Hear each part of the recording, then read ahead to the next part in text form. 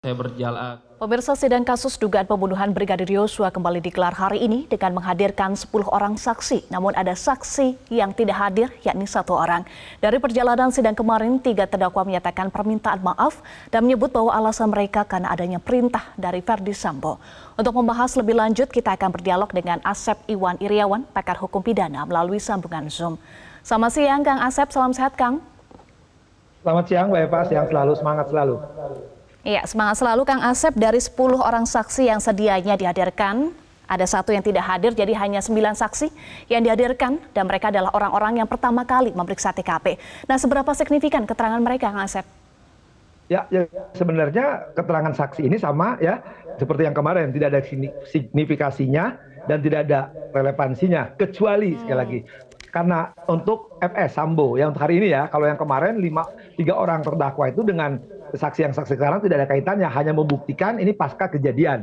Tapi kalau hari ini justru keterangannya itu berkaitan dengan Sambo, karena Sambo tidak hanya didakwa dengan perkara pembunuhan, tapi juga tentang merusak dan menghilangkan barang bukti, termasuk undang-undang ITE itu.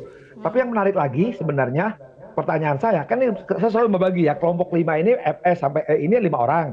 Terus ya, dalam perkara pembunuhannya plus Sambo dengan OOJ-nya. Yang 6 ini kelompok OOJ. Yang menarik kenapa ya saksi yang sebenarnya lebih signifikasi, lebih relevansi yaitu HK, Hendra Kurniawan dan Susanto gitu kan. Dia kan orang-orang yang lebih di atasnya, di atas mereka, langsung di bawah Sambo. Kan keterangan justru ketika ada kejadian lapor selatan ya, justru seharusnya menurut saya kenapa HK kemarin juga tidak dihadirkan, sekarang juga tidak hadirkan. Demikian Susanto, sekarang pertama Karopenmal, kemudian juga hukumnya kan, bagian hukumnya. Justru mereka-mereka ini yang berkaitan. Faktanya ya hari ini coba ya lihat ya, semua saksi-saksi itu ya, tadi menarik di awal itu ya, kenapa kami dikorbankan katanya kan. Padahal sebenarnya kan sebelum Sambo ada berikutnya, walaupun mereka juga waktu setelah kejadian ya melakukan suatu tindakan-tindakan yang diperintahkan oleh Sambo. Jadi menurut saya ini hanya untuk membuktikan ya OOJ-nya daripada Sambo, tidak untuk membuktikan peristiwa pembunuhannya, karena pembunuhannya sudah terjadi, sudah tidak terbantahkan fakta itu. Cuman tadi yang saya katakan menarik, sebenarnya ada apa gitu, kenapa HK Sultan Susanto tidak dihadirkan gitu, itu kan karena lebih penting, karena mereka yang tahu pertama kan. Baik, Kang Asep, menarik ya tadi yang disampaikan oleh Ridwan Soplanit mempertanyakan kepada Sambo, kenapa kami dikorbankan? Bagaimana Anda mengartikan pertanyaan dari Ridwan Soplanit sebagai saksi hari ini? Ya pertama sih mereka minta pertanggungjawaban ya, tapi kan masalahnya justru keterangan Ridwan Soplanit, kemudian Arif, kemudian Romer itu berkaitan ya. Itu membuktikan kan selama ini selalu penembak yang mengakui penembakan itu adalah si E. Tapi ternyata faktanya kalau E udah cocok ya, dari selongsong itu 15 isinya, 3 dikeluarkan, 12 masih sisa. Tapi kan ada penembak lain ya, yang justru Ridwan mengatakan ya, nah Ridwan mengatakan penembaknya adalah S.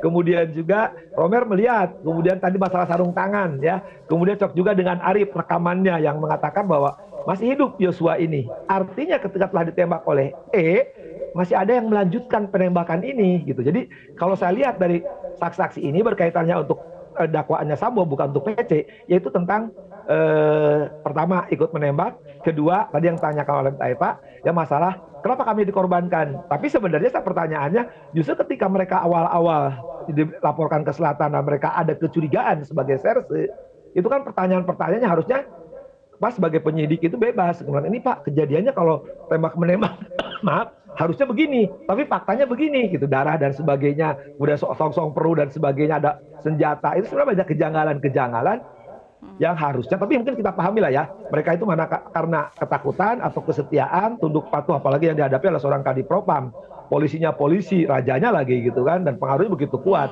Nah tapi yang menarik bagi saya, ternyata ya rekayasa ini, kebohongan ini sudah dimulai gitu. Baik, Kang Asep, kita tahan dulu. Saat ini kita melihat situasi terkini di Pengadilan Negeri Jakarta Selatan. Sidang baru saja diskors dan terlihat ini Ferdy Sambo keluar dari ruang persidangan.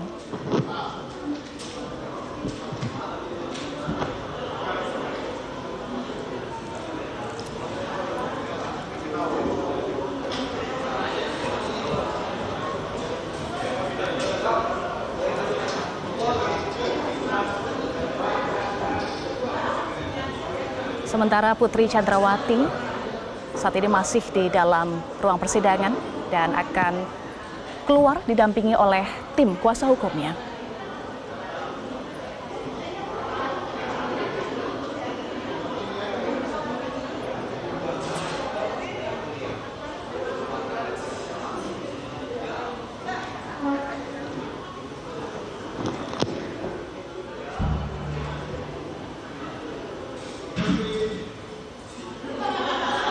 Sebelumnya Putri Chandrawati terkonfirmasi positif COVID-19 sehingga pada sidang pekan lalu ia menjalani persidangan secara daring, tetapi saat ini sudah dinyatakan negatif dan sudah bisa mengikuti persidangan secara langsung.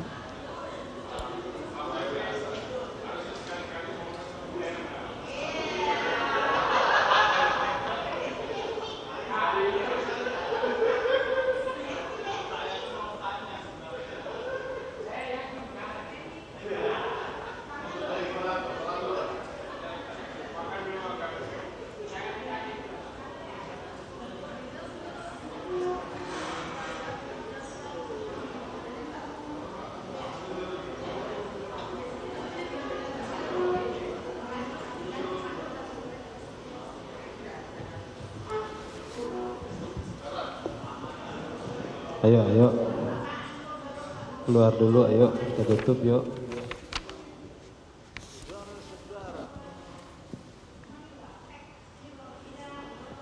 Ayo, ibu-ibu.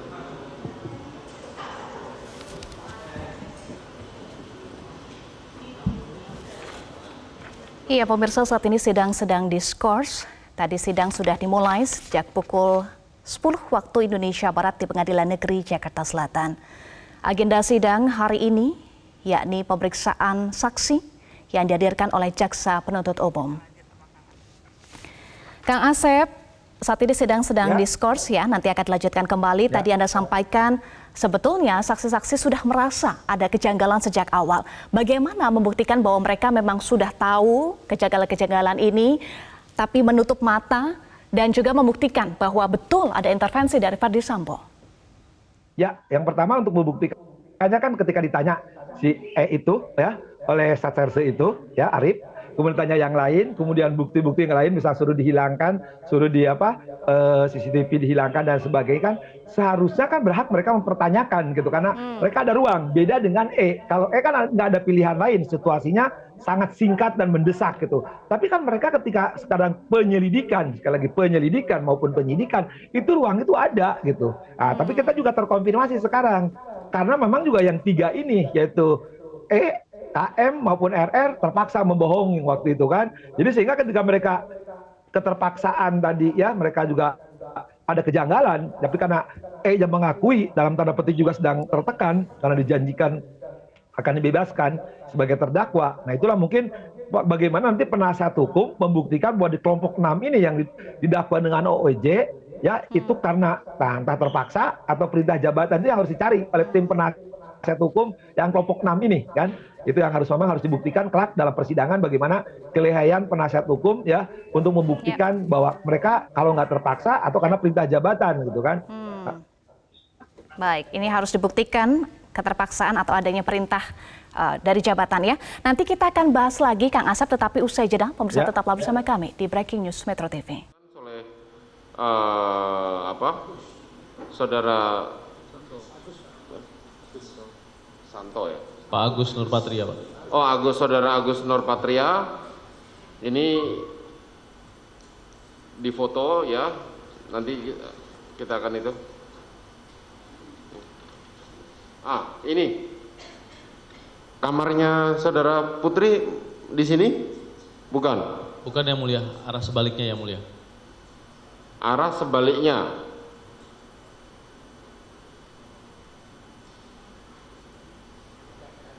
Yang jelas bukan itu, jenazah korban tidak menghadap ke arah sana. Betul yang mulia. Nah, apa ceceran darahnya kenapa? Maksud saya kalau mendengar dari keterangan Richard saat itu, ketika memang Richard menembakkan pertama kali dan langsung mengenai bagian dada, sampai akhirnya almarhum Joshua tetap melakukan tembakan ke arah Richard, itu almarhum berjalan yang mulia, sambil berjalan sambil menembakkan. Menurut pemahaman kami, ketika proses berjalan tersebut, ketika dia sudah mengenai tertembak, seharusnya ada tetesan darah. Oh, jadi menurut keterangan Richard di awal adalah dia ditembak dari depan kamar saudara Putri. Betul yang mulia. Jadi posisi almarhum menembakkan, kemudian tidak mengenai Richard.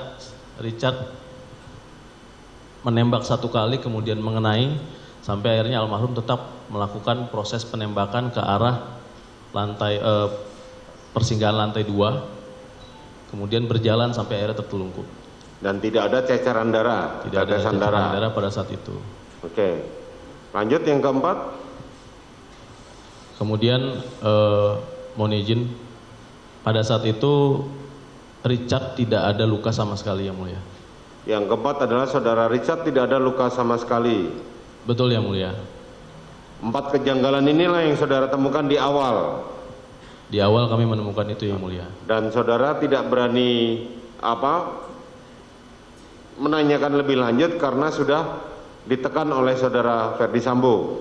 Pada saat itu memang pemikiran kami yang mulia, pemikiran liar kami penyidik, atau bisa dikatakan insting kami penyidik. Demikian yang mulia. Ya, insting penyidik itu sudah menemukan 4 kejanggalan tetapi tidak bisa berlanjut karena saudara sudah ditekan duluan oleh Ferdi Sambo melalui pada saat saudara menanyakan kepada saudara Richard. Betul yang mulia. Setelah itu apa yang terjadi? Setelah saudara, kan tadi saudara mengatakan ada kejanggalan-kejanggalan yang saudara temukan, ada 4 tadi kalau nggak itu. Apa yang terus yang saudara lakukan lagi? Kemudian saat itu saya perintahkan masih sama Aibtu Sulap untuk mengecek CCTV dalam rumah. Karena yang saat itu masih di TKP inti, kami melihat ada 2 CCTV yang berada di lantai 1 yang mulia. Saya waktu itu belum naik ke lantai 2. Ada 2 CCTV yang mengarah ke TKP. Betul yang mulia. Yang pertama berada di atas kamar, yang kemudian yang kedua berada di lokasi dapur seingat saya. Terus apa yang saudara dapatkan laporan dari saudara Sulap Abu? Waktu itu saya tanyakan, saya perintahkan Pak Sulap tolong coba cek CCTV. Kemudian langsung dijawab oleh Pak Sambo, CCTV di rumah mati. Sudah 3 minggu. Saudara perintahnya kepada saudara Sulap. Pemirsa, Anda kembali di Breaking News Metro TV dan masih terhubung bersama kami, Asep Iwan Iriawan, pakar hukum pidana. Kang Asep, tadi kita sudah simak ya, itu adalah keterangan salah satu saksi, mantan Kasubnit 1 Reskrimum Polres Metro Jakarta Selatan AKP Rifaizal Samuel, yang menyatakan ada berbagai kejanggalan, tapi tidak bisa ia sampaikan karena ada dugaan ada tekanan. Nah, tadi Kang Asep juga sampaikan unsur keterpaksaan dan perintah jabatan ini harus bisa dibuktikan. Bagaimana keterangan saksi bisa membuktikan adanya intervensi Sambo dan betul mereka menjadi korban skenario Sambo? Ya, nanti dibuktikan dengan saksi. Misalkan saksi itu misalkan dari ahli ya, entah ahli hukum, entah ahli psikologi. Bahwa itu dalam keadaan tertekan dan seorang anak buah pasti tunduk patuh terhadap atasan. Nah, cuma nanti pertanyaannya, nanti kan si ahli psikolog atau psikolog klinis atau psikolog apapun ya yang lebih paham dunia itu kan akan menjelaskan situasi itu dia tidak memungkinkan gitu kan, sehingga dia tunduk patuh. Oke, jadi nanti akan dibuktikan melalui keterangan ahli ya? Oke, selain itu apa lagi Kang Asep yang bisa membuktikan adanya dugaan intervensi Sambo sehingga mereka tidak bisa melakukan apa-apa? Padahal tadi Kang Asep sampaikan sebetulnya mereka punya ruang untuk mempertanyakan. Ya, intervensinya mungkin buktikan oleh saksi-saksi. Tapi misalkan tadi ya, kan beberapa petugas penyidik itu ya, satu sama lain yang mengatakan sesuatu itu, misalkan yang satu mengatakan, udah jangan nanya macam-macam. Rizal mengatakan, wah ini ada kejanggalan. Jadi satu sama lain bersesuaian, fakta, itu menjadi fakta hukum bahwa perintah intervensi dari Sambo itu ada, benar adanya. Ya. Baik. Kang Asep, tadi juga diputarkan kembali ya CCTV yang merekam gerak-gerik Sambo. Seberapa signifikan CCTV ini sehingga dihadirkan kembali dalam persidangan hari ini? Ya, itu pertama untuk membuktikan adanya kejadian pembunuhan yang dihilangkan. Apalagi yang lebih penting itu adalah CCTV-nya ketika almarhum Joshua masih hidup, setelah ditembak oleh E masih hidup. Dan faktanya kan ada peluru-peluru yang lebih dari ditembakkan oleh E. Artinya ada pelaku-pelaku lain yang melakukan penembakan terhadap J. Justru di rekaman itulah yang harus dibuka. Kan rekaman itu merupakan dokumentasi elektronik, ya, informasi elektronik yang menurut pasal 5 Undang-Undang ITE adalah perluasan alat bukti, ya. Dan itu bisa dibuka. Cuma masalahnya berani nggak sekarang itu dibuka atau itu jangan-jangan masih hilang gitu. Kalau itu ada, justru itu yang akan membuktikan bahwa ternyata ya fakta nanti ahli balistik dan ahli forensik nyatakan luka lebih dari 3, senjata yang keluar juga lebih dari 1, ya peluru selongsong yang keluar lebih dari 1 dan di berbagai macam jenis, itu membuktikan bahwa yang menembak itu ada pelaku lain selain E. Baik, jadi CCTV ini signifikan untuk membuktikan ada pelaku lain selain Barada Eliezer yang menembak Yosua, ya Kang Asep? Betul, Dan tadi ya, juga harus dipastikan itu, ya. Bahkan yang mengakhiri merembut nyawa itu, menghilangkan nyawa justru bukan E hanya menembak, tapi tidak menyebabkan kematian. Itu harus dibuktikan nanti. Yang menyebabkan kematian adalah ketika ya masih hidup, ya ada yang mengakhiri eksekusi terakhir. Baik, tadi juga ada keterangan atau ada hal yang disampaikan oleh reporter kami di lapangan Marcelina Tumundo soal sarung tangan, Kang Asep. Sebelumnya Sambo tidak pakai sarung tangan, kemudian setelah ia keluar dari rumah tersebut, ia memakai sarung tangan. Apakah ini juga bisa menjadi bukti yang signifikan fakta persidangan baru hari ini? Ya, betul menjadi petunjuk. Kan saksi ada mengatakan lihat mana sarung tangan, melepas sarung tangan, dan senjata jatuh. Itu akan membuktikan bahwa dia akan menghilangkan jejak. Ya, dikaitkan dengan tadi ada pelaku lain yang menembak, ya mungkin hakim bisa narik kesimpulan kok, ya yang menembak lagi siapa, yang pakai sarung tangan dihilangkan siapa, senjata yang digunakan juga selain ada, berarti ada orang yang menggunakan itu dan kita bisa tahu lah pelakunya. Baik. Persidangan masih panjang, Kang Asep. Baru 2 yang diperiksa hari ini, didengarkan keterangannya hari ini.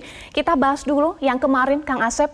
Kemarin dalam sidang terdakwa Richard Eliezer, Kuat Ma'ruf, dan Ricky Rizal meminta maaf kepada 4 terdakwa obstruction of justice, yaitu Agus Nurpatria, Arif Rahman Arifin, Baikuni Wibowo, dan Cuk Putranto.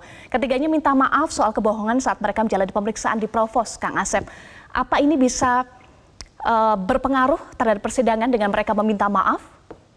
Ya tidak, karena perkaranya sudah selesai, hanya mereka kan di awal suruh bikin rekayasa tembak-menembak, tapi karena keterangan mereka, yang mereka asalnya ragu jadi yakin karena keterangan tiga-tiganya mengatakan tembak-menembak, walaupun tadi ada 4 pertanyaan dari Repjal tadi kan.